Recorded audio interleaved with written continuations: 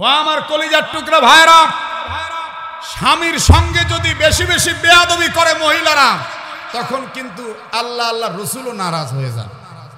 এমন কি স্বামীর সাথে যদি মহিলারা তর্ক করে, স্বামী যদি স্ত্রীকে ডাকে, স্ত্রী যদি স্বামীর ডাকের সাড়া না দেয়, হাদিস শরীফের মধ্যে আসছে জান্নাতের হুর ওই মহিলাকে অভিসম্পাত করতে থাকে আর বলে, এই মহিলা খবরদার আমাদের স্বামীর সঙ্গে বেয়াদবি করো না, একটু পরেই সে আমাদের সঙ্গে ইফতার করবে, আমাদের স্বামীকে একটু দেখে শুনে রাখো, বেয়াদবি করলে তোমার কপাল খারাপ আছে। মা বোন চিন্তা করতেছে, রে বাবা, রান্না করি আমি, খাওয়াই আমি, কাপড় চোপড় ধুই আমি, সন্তান পেটে নেই আমি, সন্তান পালে পুষে বড় করি আমি, আর হুর কয় স্বামী বলে ওর নিতে আসুক দেখায় দিব। যদি কোনো মা সুন্দর মতো আমল করতে পারে, তো সেই মায়ের দাম জান্নাতের হুরের চাইতেও বেড়ে যাবে। এটা কি বিশ্বাস হয়? ইয়া রাব্বুল আলামিন, এটা তোমার দয়া, এটা তোমার রহমত, এটা তোমার দয়া, এটা তোমার রহমত। আল্লাহ, এটা তোমার দয়া, এটা তোমার রহমত। এই কথাটা লক্ষ্য করেছেন একজন আল্লাহর ওলি। বাইতুল্লাহ তোয়াফ করতে করতে এক সময় দেখতে পেলেন ওই মহিলাটা খালি একই কথা বলে। সবাই তো কোরআনের আয়াত পড়ে, কেউ বা তাসবিহ তাহলিল পাঠ করে, কেউ বা লাব্বাইক আল্লাহুম্মা লাব্বাইক লা শারীকা লাক লাব্বাইক ইন্নাল হামদা ওয়ান নি'মাতা লাকা ওয়াল মুলক লা শারীকা লাক। কিন্তু এই মেয়েটা কিছুই বলে না, খালি বলে আল্লাহ এটা তোমার রহমত, এটা তোমার দয়া। আল্লাহর ওলি তোয়াফটা কমপ্লিট করলেন। তোয়াফ কমপ্লিট করে এবার বলছেন, মা আমি তোমার কাছে একটি বিষয় জানতে চাচ্ছি। সবাই তো তালবিয়া পাঠ করে বা বিভিন্ন দোয়া দুরুদ পড়ে, তোয়াফ করে, তুমি আল্লাহর ঘরকে সামনে নিয়ে কিছুই বলো না। এই বাচ্চাটাকে উপরে তুলে তুমি বলছো এটা তোমার দয়া, এটা তোমার রহমত, কারণটা কি? চিৎকার করে কাঁদতে কাঁদতে বলেন, আল্লাহর ওলি গো,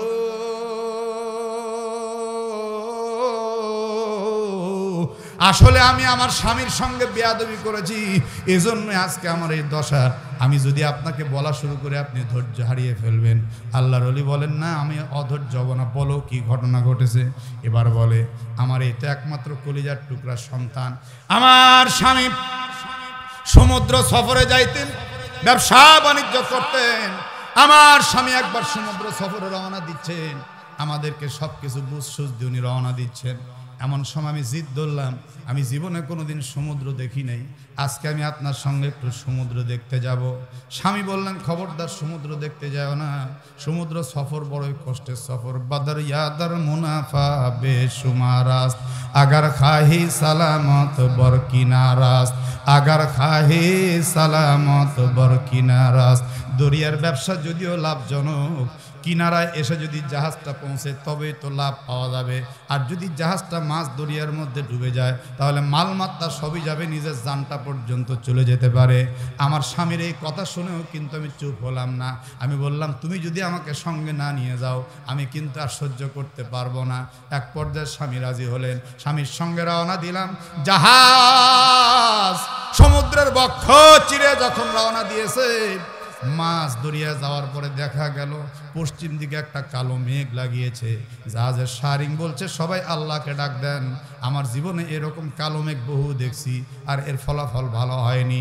মনে হয় এবার জাহাজটা আর আমি বাঁচাতে পারবো না। আল্লাহকে ডাকতে থাকেন।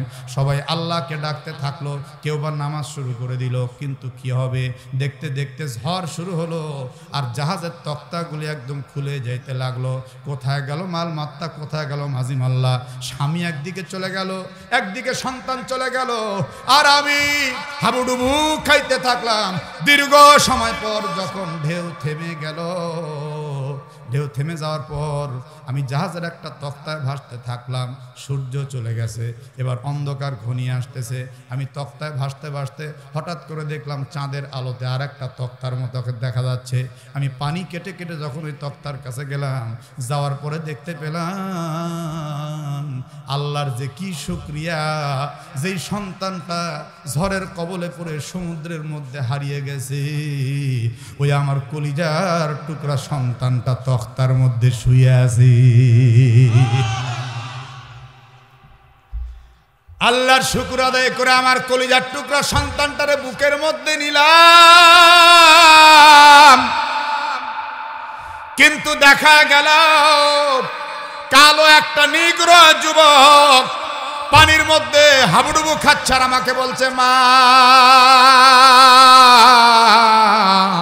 তোমার তক্তা তো অনেক লম্বা, এক পার্শ্বে তুমি থাকবে আর এক পার্শ্বে আমাকে একটু জায়গা দাও। আমি তখন চিন্তা করলাম যুবকটা তো বিপদগ্রস্ত, যেহেতু সে আমাকে মা ডাকছে, সুতরাং এখন তার ভয় থাকার কিচ্ছু নেই। বললাম ঠিক আছে উঠো রে বাবা। যুবকটা উঠছে, উঠার পর কিছুক্ষণ যেতে না যেতেই আমার দিকে লোলুপ দৃষ্টি দিয়ে তাকিয়েছে। তখন বলছে, যুবতী অযথা সময় নষ্ট করে লাভ কি, পূর্ণিমার চাঁদ কত সুন্দর পরিবেশ, তুমি অনিন্দ সুন্দরী, আসো আমরা দুইজন একটু দেহ দানে লিপ্ত হয়ে যাই। আমি তখন বললাম, খবরদার একটাবার আমার দিকে এগুতে চাইও না, আল্লাহ কিন্তু একজন দেখতেছেন। পাশে পর্দা বিনদ আমল হায় বদ, হামো পর্দা পুষা দেবালায় খদ, হামো পর্দা পুষা দেবালায় খদ। আল্লাহ তাআলার কুদরতের পর্দা তুমি কিন্তু ঠেকাইতে পারবা না, আমার রব কিন্তু দেখতেছেন, একটু ভয় করো, আল্লাহকে ভয় করো। সঙ্গে সঙ্গে বলে, তুই যদি আমার সঙ্গে দেহদানে লিপ্ত না হস তাহলে কিন্তু তোর এই সন্তানটাকে পানির মধ্যে ফেলে দিব। মা কোনোদিন তার সন্তানের মৃত্যু চোখের সামনে দেখতে পারবে না। আল্লাহর বান্দি কয়, যুবক রে একটু থামো, আমার কলিজার টুকরা সন্তানকে একটু দুধ পান করিয়ে ঘুমায় দেই, তারপরে তুমি আমাকে পাবা। বলে তাড়াতাড়ি দুধ পান করা, তাছাড়া তুইও শেষ, তোর সন্তানটাও শেষ। এবার আমার কলিজার টুকরা সন্তানকে বুকের সঙ্গে নিয়ে দুধ পান করাইতেছি। আমার কলিজার টুকরা সন্তান দুধ পান করতে করতে ঘুমিয়ে যেতে চায়। ও গো আল্লাহর ওলি, নিচের দিক থেকে দুই আঙ্গুল দিয়ে আমার কলিজার টুকরে দুধের শিশুটার পিঠে জোরে করে চিমটি কাটি। আমার সন্তানের গায়ে যেন চিমটি নয়, যেন আমার কলিজা ফেটে রক্ত বের হয়। চিমটি কাটলে আমার সন্তান চিৎকার করে কান্না জোড়ে দেয়। উদ্দেশ্য ছিল যুবকটা যেন আমাকে স্পর্শ করতে না পারে। আবার যখন আমার সন্তানটা ঘুমাতে চায় আবার চিমটি কাটি। ওগো আল্লাহর ওলি, দেখেন আমার এই কলিজার টুকরা বাচ্চার পিঠটা চিমটি কাটতে কাটতে আমি ক্ষতবিক্ষত বানিয়ে ফেলেছি। কিছুক্ষণ পরে যুবক বলে, তাড়াতাড়ি কর, আর আমি টাইম দিতে পারবো না। এই বলে আমার কলিজার টুকরা সন্তানের পা ধরে নিয়ে পানির মধ্যে নিক্ষেপ করছি। আমি মা চিৎকার করে বললাম, আল্লাহ আমার ইয়াকিন হয়ে গেছে, আমার পানিতে পড়া সন্তান যদি তুমি একবার ফেরত দিতে পারো, আমি বিশ্বাস করি এই সন্তানকে তুমি এবারও শুধু নয় হাজার হাজার বার আমার কোলে দিতে পারো। আল্লাহ তুমি আমার সোনার মানিকটাকে হেফাজত করিও, আল্লাহ তুমি আমার সোনার মানিকটাকে হেফাজত করিও রে আল্লাহ। এই বলতে যুবকটা আমার দিকে ধেয়ে আসতেছিল। আমি চোখের পানি ছেড়ে ছেড়ে বললাম, আল্লাহ গো, আমার এই সতীত্বর চরিত্র জীবনে কোনোদিন আমার স্বামী ছাড়া কেউ দেখে নাই রে আল্লাহ। আজকে এই শয়তান যুবকটা আমাকে নষ্ট করতে চায়, আল্লাহ তুমি একটু বিচার করো আল্লাহ। এই বলতে বলতেই আল্লাহ একটা কুমিরকে হুকুম দিলেন। বড় একটা কুমির লেজ দিয়ে এক বাড়ি মেরে ওই নিগ্র যুবকটাকে নিয়ে কড়মড় করে পানির মধ্যে চিবিয়ে খাইতে লাগলো। আল্লাহর বান্দি বলে, আল্লাহর ওলি গো, দেখতে দেখতে রাত শেষ হয়ে গেল। আমি তক্তা নিয়ে ভাসতে ভাসতে একটা দ্বীপের মধ্যে পৌঁছালাম। কোনো মানুষ নাই, জন নাই। দ্বীপের মধ্যে পৌঁছে আমি কি করব বুঝতে পারছিলাম না। দেখলাম সূর্য যে অবস্থা আছে, জোহরের নামাজের ওয়াক্ত প্রায় হয়ে এসেছে। আমি ওইখানে স্বামী হারিয়েছি, সন্তান হারিয়েছি, ঘর বাড়ি সব হারিয়েছে, আমার টাকা পয়সা সব চলে গেছে, কিন্তু একটু সময়ের জন্য বিচলিত হইনি। নামাজের ওয়াক্ত আসার সঙ্গে সঙ্গে সমুদ্রের লোনা পানি দিয়ে উযু বানিয়ে আল্লাহর জমিনকে যায় নামাজ বানিয়ে নামাজ পড়া আরম্ভ করে দিছি।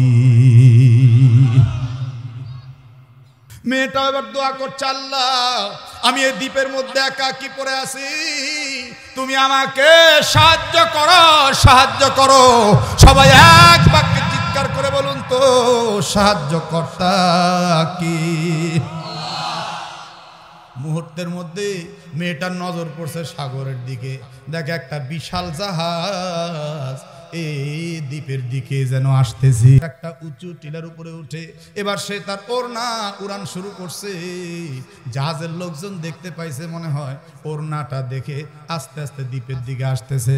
জাহাজ কিছু দূর আগে থেমে গেল, একটা ডিঙ্গি নৌকা নামিয়ে দিয়ে মেয়েটাকে নিয়ে গেল জাহাজে তোলার জন্য। জাহাজে মেয়েটা উঠলো, উঠার পর দেখতে পাইল জাহাজের এক কর্নারে চিৎকার হচ্ছে, শোরগোল হচ্ছে, আর একটা শিশু বাচ্চার কান্নার আওয়াজ তার কানে ভেসে আসছে। বাচ্চার আওয়াজটা শুনতে পাই তার দিলের মধ্যে একটা জালজালা পয়দা হইছে। একটু আগে শুনলেন মা থেকে সন্তানের চারটে জিনিস আল্লাহ সৃষ্টি করেন, রক্ত, গোশত, চর্বি, চামড়া। সন্তানের রক্তে যদি আঘাত হয় মায়ের ভিতরে একটা শিহরণ সৃষ্টি হয়। মা কান্না শুনে বুঝতে পারছে এটা আমার কলিজার টুকরা। লোকজনকে বলে কি ব্যাপার ওখানে কে কাঁদে? জাহাজের সারিং ডাক দিয়ে বলেন মা,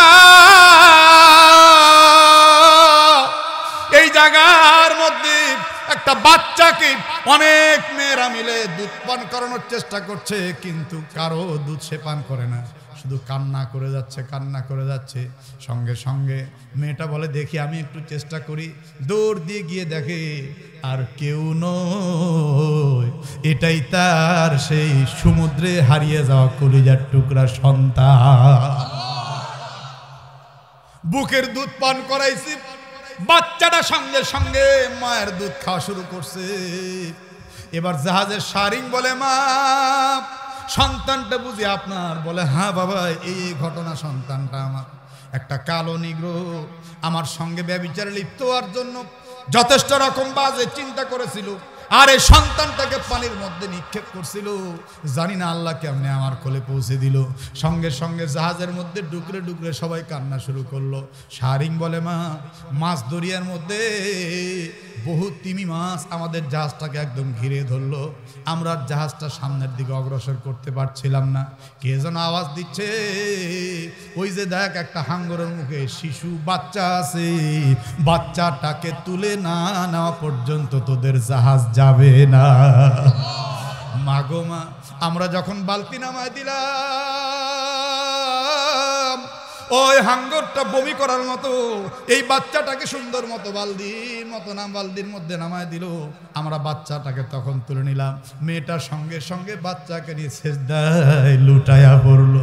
এবার সেজদা থেকে মাথা তোলার পর সারিং ডাক দিয়ে বলে মাগো, আপনি এখন কি করতে চান, কোথায় যাইতে চান বলেন? বলে আমার স্বামী গেছে, আমার সহায় সম্পদ সব গেছে, আমার কলিজার টুকরাকে আমি ফেরত পাইছি, তোমরা আমাকে একটু মক্কা নগরীতে নামায় দাও, আমি একটু হজ করে বাড়ি যেতে চাই।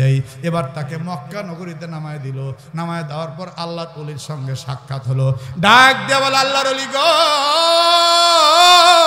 এই আল্লাহর ঘর বাইতুল্লাহ দেখার পর আমার আর কিছুই মনে নেই। এই বাচ্চাটা নিয়ে বারবার বলি আল্লাহ এটা তোমার দয়া, এটা তোমার রহমত, আল্লাহ এটা তোমার দয়া, এটা তোমার রহমত। আল্লাহর ওলি গো, আপনাকে ধন্যবাদ, আপনি আমাকে কথা বলার সুযোগ করে দিলেন। আমার স্বামীর সঙ্গে বেয়াদবি করার কারণে বুঝে আজকে আমার এত কষ্ট করতে হলো। আল্লাহ যেন আমার স্বামীটাকেও ভালো রাখেন। আল্লাহ সকল মা বোন এবং আমাদের সবাইকে সব বিষয়ের উপরে আমল করার তৌফিক দান করেন। একটু জোরে সরে বলুন আল্লাহুম্মা আমিন। আমরা আখেরি মোনাজাতের দিকে যাব। হতে পারে এই মোনাজাত আমাদের জীবনের শেষ মোনাজাত, কথা কন ঠিক কিনা? আবার আগামী বছর এই তাফসীর যে আমরা পাবো এর কোনো গ্যারান্টি নাই। আল্লাহর হাবিব হাদিসের মধ্যে বলেছেন আর দুআউ মুখুল ইবাদা, দোয়া হলো ইবাদতের মগজ, ইবাদতের মাথা। মাথা ছাড়া কি কোনো মানুষ বাঁচে? তাহলে এতক্ষণ যা হলো ধর, এখন হবে দোয়া মানে মাথা। আমরা সবাই